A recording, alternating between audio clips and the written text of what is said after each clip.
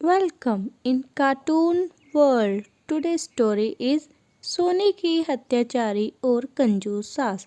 बच्चों, आपको हमारी कहानियाँ पसंद आती है तो कहानियों को लाइक करें एंड चैनल को सब्सक्राइब करें। एक समय की बात है, एक जंगल में सोनी अपने पति, अपने सास और बेटी के साथ रहा करती थी। पर सोनी की सास बहुत कंजूस थी। वह दिन का खाना बचा कर रात को खाती और रात का खाना दिन में। एक दिन, अरे ओ सोनी, मैं सोच रही हूँ कि आज तो बस दाल चावल बना ले। पूरा दिन खाते रहते हो, पूरा दिन सामान बेकार करते हो। अब से इसी तरह होगा, एक समय खाना बनेगा और एक समय ही तुम्हें खाना होगा। ये क्या कह रही हो माँ जी? मेरी छोटी बच्ची है, उसको भूख लगती है, ऐसे कैसे चलेगा? ज़्यादा मत बोल। एक तो शादी में एक पैसा धेला लाई नहीं है और यहाँ पर खा खा कर मोटी होती जा रही है। यहाँ कौन सा तेरे बाप ने पैसों का पेड़ लगाया है? माँ, ये तुम कैसी बात कर रही हो सोनी से? तू चुप कर, जैसे मैंने कहा वैसे कर। उसका पति गुस्सा होकर घर से चला जाता है।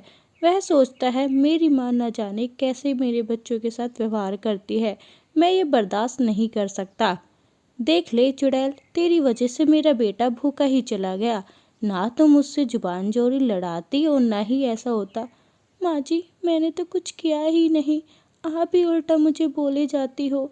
मैंने आखिर ऐसे क्या किया है? बस बस, अब मुझसे जुबान मत लड़ा, वरना अभी दूंगी दो रैप्टा। सादा ज़्यादा बहस ना करा कर मुझसे, जितना बोलती उतना करो। सोनी चिड़िया बेचारी चुपचाप अपनी सास का अत्याचार सहती है। वह किचन में जाती है और वहाँ पे रखे हुए खाने को अपनी सास के ले जाने के लिए सोचती है। वह सारा खाना अपनी सास के लिए ले जाती है। लो माँ जी, आज यही बनाया था। हाँ तो कौन सा एहसान किया है, बचेगा तो खा लेना। माँ बेटी कुछ करती तो हो नहीं, पूरा दिन खाती रहती हो और अनाज खराब करती हो।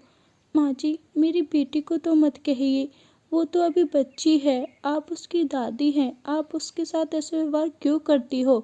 क्योंकि मुझे पसंद नहीं आता कि तुम बैठकर हराम का खाओ। कुछ काम करो और चली जाओ यहाँ से, दोनों घर से।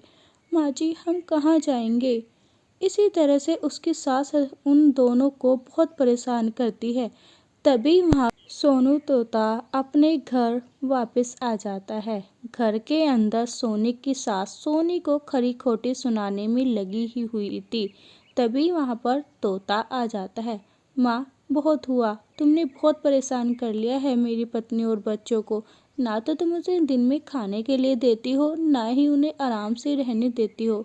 बेटा, मैं जो करती हूँ तेरे लिए ही तो करती हूँ। मैं चाहती हूँ कुछ चीज़ें बर्बाद ना हो। माँ, बस रहने दो। बर्बाद का बहाना करके तुम इतनी कंजूसी करने लगी हो कि मेरी बच्ची को एक टाइम का खाना भी नहीं देती। अब मुझसे यह अत्याचार बर्दाश्त नहीं होता। मैं अपनी पत्नी और बच्ची को लेकर जा रहा हूँ। तुम्हें महीने का खर्च दे दिया करूँगा। यह कहकर तोता अपनी पत्नी को लेकर और अपनी बच्ची को लेकर दूसरे जंगल जाने लगता है। वह रास्ते में बताता है कि उसने नया घर देखा है। जल्द ही वह दूसरे जंगल पहुंच जाते हैं और उनका नया घर उनको मिल जाता है। तोता घर में जाने के बाद कहता है, सोनी, आज से हमारा ये नया घर है और यहाँ पर तुम जैसा चाहो वैसा रह सकती हो। अब तुम्हें किसी तरह की परेशानी नहीं होगी। पर घर पे तो माँ जी अकेली है, वो अकेले कैसे रहेंगी? मैं उन्हें खर्च भेज दूंगा और उनके लिए नौकरानी भी लगा दूंगा। तुम परेशान ना हो। अब तुम हमारी बेटी की पढ़ाई पर ध्यान दो और तुम भी अच्छे से रहा करो। दूसरी तरफ सोनी की सास अब घर में अकेले रह गई थी और अब उसे भी अपनी गलती का एहसास होने लगा था। वह कहने लगी थी, हे भगवान, मैंने अपने लालच की वजह से अपनी प्यारी बहू और बेटे को खो दिया। आज उसकी सज़ा मुझे मिल रही है कि मुझे अकेला रहना पड़ा। प्यारे बच्चों, आपको ये हमारी कहानी कैसी लगी? इस कहानी से हमने सीखा कि हमें ज़्यादा लालच नहीं करना चाहिए।